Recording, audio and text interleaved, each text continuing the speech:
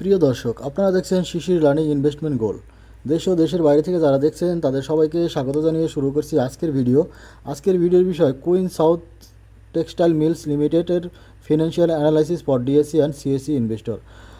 Dhaka stock এক্সচেঞ্জের তালিকাভুক্ত queen south textile mills লিমিটেডের বেসিক ও টেকনিক্যাল সম্পর্কে আলোচনা করব। আশা করি পুরো ভিডিওটি জুড়ে আমার সাথে থাকবেন। যারা আমার চ্যানেলে নতুন, please subscribe my channel. Thank you. তো প্রথমে দেখি এই এই কোম্পানিটার ইনফরমেশন। এটা হচ্ছে ইনকর্পোরেট ইন বাংলাদেশ। 15 জুন 2003 সালে তারা হচ্ছে লাইসেন্স শুরু করছে, এগ্রিমেন্ট। তাদের কাজ করার পারমিশন পাইছে 24 আগস্ট 2003 সালে এবং কমেন্সমেন্ট অফ বিজনেস 5 জুন 2005 সালে তারা হচ্ছে বিজনেস শুরু করছে আর কি। এবং এটা ঢাকা স্টক মার্কেট এবং চিটাগং স্টক মার্কেটের লিস্টেড একটা পাবলিক লিমিটেড কোম্পানি। তো এদের 100% এক্সপোর্ট ওরিয়েন্টেড কোম্পানি। এরা যে প্রোডাক্ট তৈরি করে সেগুলো হচ্ছে বাংলাদেশের মার্কেটে সেল হয় না, সম্পূর্ণ তাদের বায়ার হচ্ছে ফরেন বায়ার। তো তারা সেগুলো এক্সপোর্ট করে বাইরে।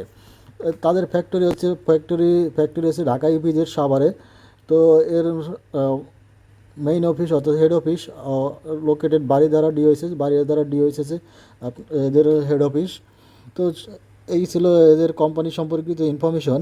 তো আমরা দেখি ঢাকা স্টক মার্কেটে এই শেয়ারটার বর্তমান অবস্থা কী। তার আগে আরেকটু ইনফরমেশন জানা দরকার আমাদের। সেটা হচ্ছে এর বর্তমানে এমপ্লয়ি হচ্ছে 865 জন। সো 865 জন এমপ্লয়ি বর্তমানে। এবং প্রত্যেক মান্থলি ক্যাপাসিটি হচ্ছে 36 লাখ পাউন্ড। এবং ফ্যাক্টরির স্কোয়ার মিটার এরিয়া হচ্ছে 24,230 স্কোয়ার মিটার হচ্ছে এরিয়া, 24,230 স্কোয়ার মিটার। তো এটা ছিল কোম্পানি সম্পর্কিত ইনফরমেশন। এখন দেখি ঢাকা স্টক মার্কেটের বর্তমান পজিশন কি। ঢাকা স্টক মার্কেটের বর্তমান পজিশন বলতে গেলে এর শেয়ারটার দাম ছিল একদিন আগে হচ্ছে 25 টাকা। তো এই প্রাইস রেঞ্জ ছিল, এটার প্রাইস রেঞ্জ হচ্ছে গত এক বছরে ওঠানামা করছে 20 টাকা থেকে 35 টাকা পর্যন্ত। টেক্সটাইল সেক্টরের অন্তর্ভুক্ত এবং এটা স্মল না, মিডিয়াম মানের মার্কেট ক্যাপিটাল বাজারে আছে। পি রেশিও 15 থেকে 20-এর মধ্যে ওঠানামা করে। তো এটার বর্তমান পিবি রেশিও, বর্তমান কস্টলি হচ্ছে 1.5 Times. So not so costly. তো 1.5 টাইমস হচ্ছে বর্তমানে এই শেয়ারটার কস্টলি, অর্থাৎ কতগুণ টাকা দিয়ে আপনি কিনতেছেন, অর্থাৎ শেয়ার প্রাইস। আর এর লোন কন্ডিশন দেখি। এই কোম্পানিটার লোন কন্ডিশন হচ্ছে 761 million short term loan, long term loan আছে 631, অর্থাৎ মোটামুটি ধরে নিলাম 1400 মিলিয়ন, অর্থাৎ 140 কোটি টাকা হচ্ছে এই কোম্পানিটার লোন আছে। 140 কোটি টাকা লোন প্লাস 140 প্লাস হচ্ছে এখানে পেইড আপ ক্যাপিটাল হচ্ছে 1308 মিলিয়ন, অর্থাৎ এখানে আছে 130 কোটি, অর্থাৎ মোটামুটি 170 কোটি টাকা তারা হচ্ছে বাইরে থেকে নিয়ে তারা ব্যবসা করতেছে, অর্থাৎ 270 তো 270 কোটি টাকা বাইরে থেকে নিয়ে তারা হচ্ছে বিজনেস করতেছে। তার মানে হচ্ছে এই যে 1308 কোটি টাকা হচ্ছে ঢাকা স্টক মার্কেটে তারা নিয়ে উঠেছে, ঢাকা স্টক এবং চিটাগং স্টক এক্সচেঞ্জ থেকে, এবং লোন থেকে তারা উত্তোলন করছে হচ্ছে আরও 140 কোটি টাকা। তো এই মিলে 270 কোটি টাকা তাদের হচ্ছে ইকুইটি, এবং তাদের নিজস্ব হয়তো অ্যাসেট আছে। তো এটার হচ্ছে return on asset 5.1%, return on equity 10%, অর্থাৎ return on equity okay below average. Return on asset not so good, অর্থাৎ return on asset below average, অর্থাৎ undervalued. Return on equity okay very good, অর্থাৎ অ্যাভারেজের কাছাকাছি। আমি যদি return on equity যদি আমি 15% পাইতাম তাহলে এটাকে আমি গুড বলতে পারতাম।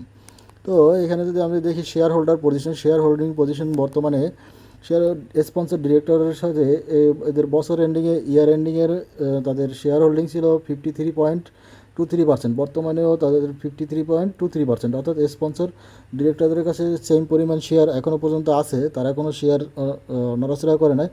এখানে শুধু যদি আমরা পাবলিক দেখি, পাবলিকের কাছে 13.75 ছিল আগে, বর্তমানে আছে সেটা 18.59, অর্থাৎ পাবলিক কিছু শেয়ার কিনছে, অর্থাৎ পজিটিভ।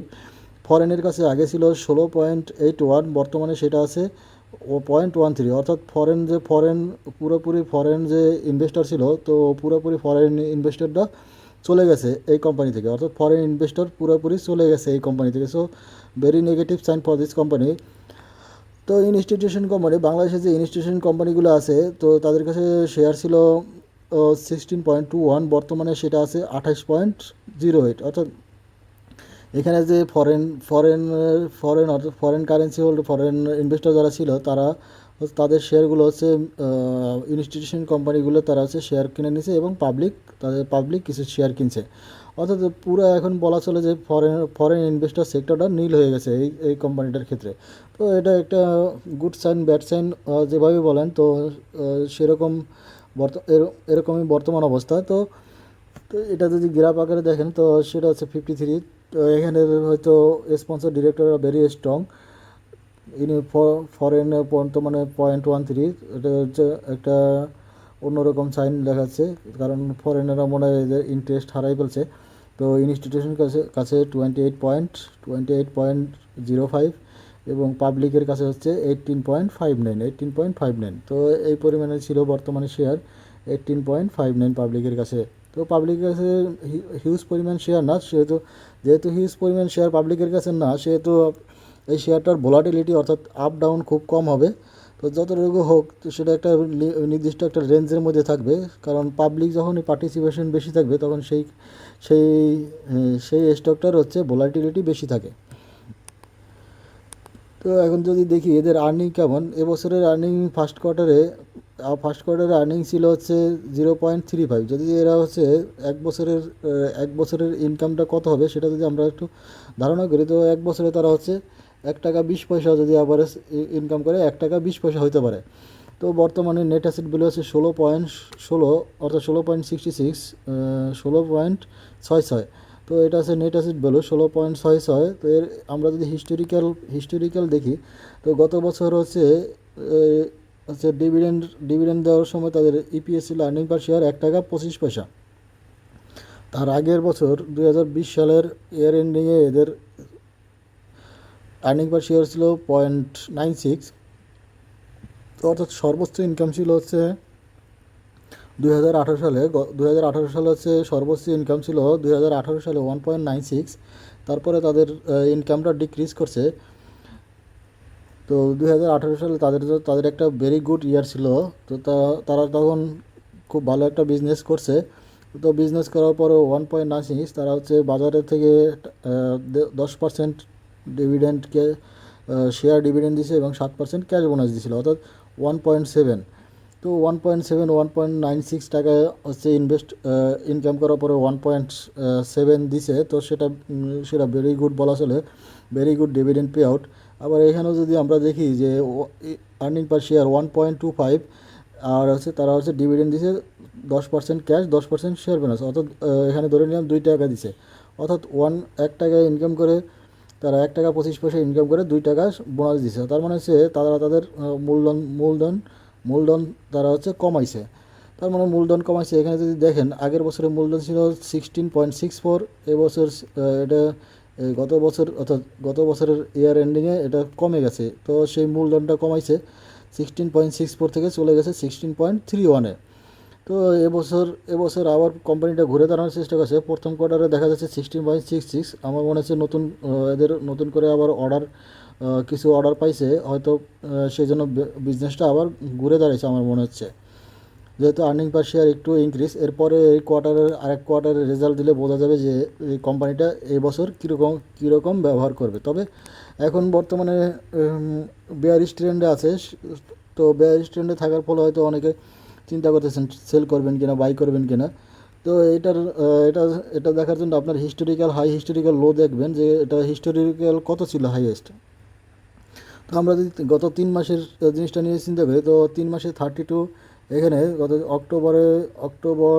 অক্টোবর প্লাস, অর্থাৎ নভেম্বরের শুরুতে শেয়ারটার দাম ছিল হচ্ছে 32 টাকা, প্লাস ধরে নিলাম আরও 1 টাকা ছিল, অর্থাৎ 33 টাকা দাম ছিল। আর বর্তমানে দাম আছে 25 টাকা, অর্থাৎ বর্তমানে দাম আছে 25 টাকার মতো। তার মানে হচ্ছে শেয়ারটা হচ্ছে অক্টোবর থেকে ডাউনওয়ার্ড ডিক্রিজিং, অর্থাৎ নিচের দিকে চলে যাচ্ছে।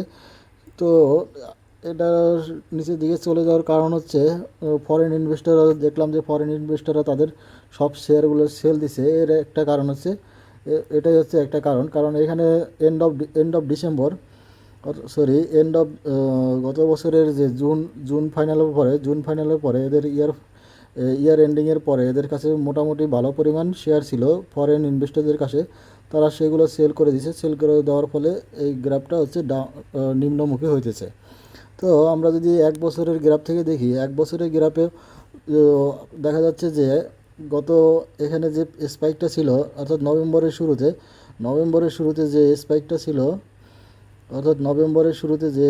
ছিল, এটা ছিল সর্বোচ্চ দাম গত এক বছরের মধ্যে দেখা যায় সর্বোচ্চ দাম। এখানে আর একটা স্পাইক ছিল হচ্ছে জুলাই মাসে। অর্থাৎ যদি গত এক বছরের কম্পারেটিভ দেখি তাহলে হচ্ছে গুড টাইম হচ্ছে জুলাই অ্যান্ড নভেম্বর। অর্থাৎ এই দুইটা জায়গায় দেখা যাচ্ছে এই শেয়ারটা সবচেয়ে বেশি দাম ছিল এবছর। অর্থাৎ হিস্টোরিক্যাল হাই কিনে আমি বলতে পারতেছি না, তবে এখানে 32+ ছিল। এখানে হবে 35, আমরা ধরে নিলাম এটা 35।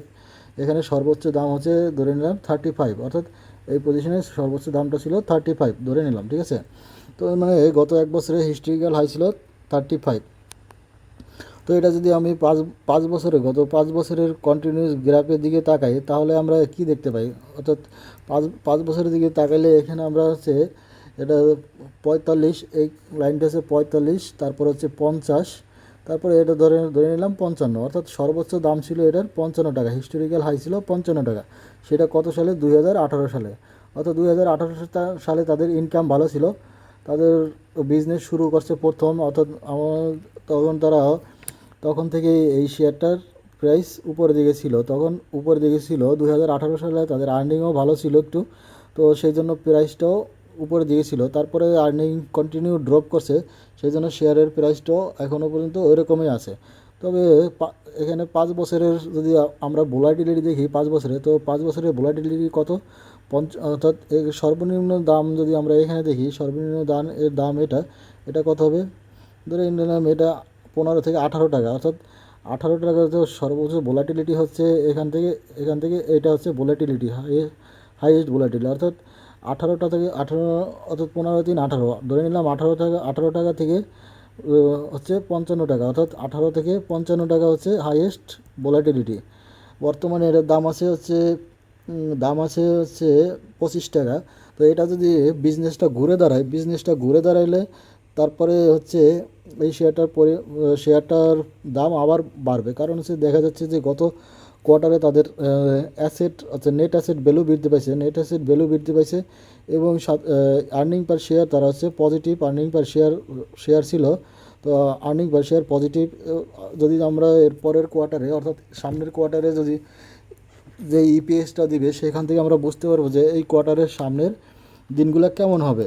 তো সেই জন্য আমাদের ওয়েট করতে হবে। আর হচ্ছে লাস্টে একটা যেটা হচ্ছে এই বছরের, এটা মান্থলি প্যাটার্ন থেকে যদি আমরা দেখি, এটা মান্থলি প্যাটার্ন কিন্তু এটা হচ্ছে গত 5 বছরের গ্রাফ। অর্থাৎ 5 বছরের গ্রাফ থেকে এখানে একটু খেয়াল করেন যে গত জুলাই আগস্ট সেপ্টেম্বর এখান থেকে এই পর্যন্ত কিন্তু শেয়ার অনেকগুলো হাত বদল হয়েছে। অর্থাৎ এখানে অনেকগুলো শেয়ার হাত বদল হয়েছে। এর কারণ কি?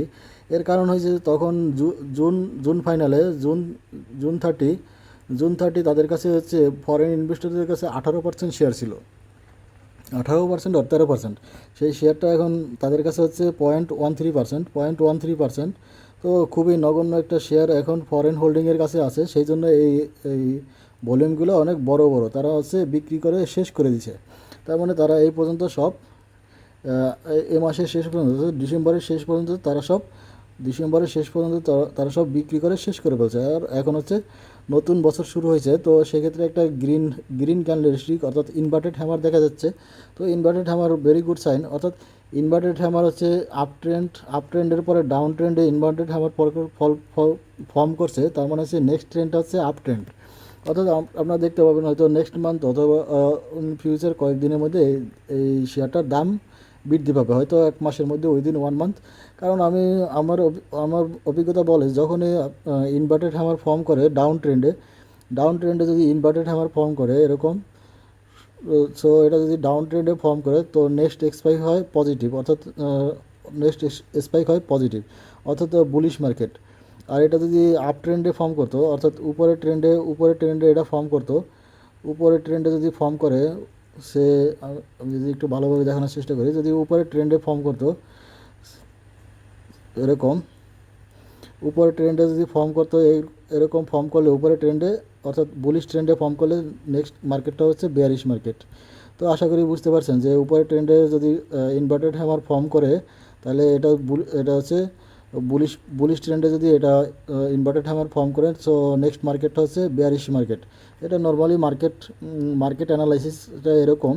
তো আমরা যদি এখান থেকে একটু উদাহরণ হিসেবে দেখি, এই ইনভার্টেড হ্যামারটা আরেকটা ইনভার্টেড হ্যামার এখানে আছে, এই একটা ইনভার্টেড হ্যামার, এই ইনভার্টেড হ্যামারটা দেখেন এইটার পরে কিন্তু এর পরের ক্যান্ডেলস্টিকটা গ্রিন ক্যান্ডেলস্টিক এবং এটা হাইয়েস্ট পিক, মোটামুটি অনেক দাম বাড়ছে। এটা হচ্ছে পরের মাসে এরকম দাম ছিল, অর্থাৎ মোটামুটি ভালোই একটা পজিশন দেখা গেছে। তো বুঝতে পারছেন যে আসলে ইনভার্টেড হ্যামার কতটা ইম্পর্ট্যান্ট। অর্থাৎ এটা দেখেন ডাউন ট্রেন্ডে ছিল, এটা হচ্ছে ইনভার্টেড হ্যামারটা ডাউন ট্রেন্ডে ছিল, তো ডাউন ট্রেন্ড থেকে আপ ট্রেন্ডে চলে গেছে, অর্থাৎ এই যে স্মল স্পাইকটা এটার জন্য। তো এটা ইনভার্টেড হ্যামার ফর্ম করছে, সেম ইনভার্টেড হ্যামার কিন্তু এখানেও ফর্ম করছে এই লাস্টের ক্যান্ডেলস্টিকটা, তো এই মাসে। তো আশা করি এর পরের মাসে অর্থাৎ সামনের দিনে এটা হচ্ছে ভ্যালুটা বৃদ্ধি পাবে, অর্থাৎ এটার দামটা বৃদ্ধি পাবে কিছুটা। তো এই ছিল আজকের ভিডিও। তো আমার নেক্সট ভিডিও হবে delta life insurance company stock analysis, which term should and should not use for capital market triple candlestick প্যাটার্নের উপরে। আশা করি সেই ভিডিওগুলো দেখবেন। আর এতক্ষণ সঙ্গে থাকার জন্য অনেক ধন্যবাদ।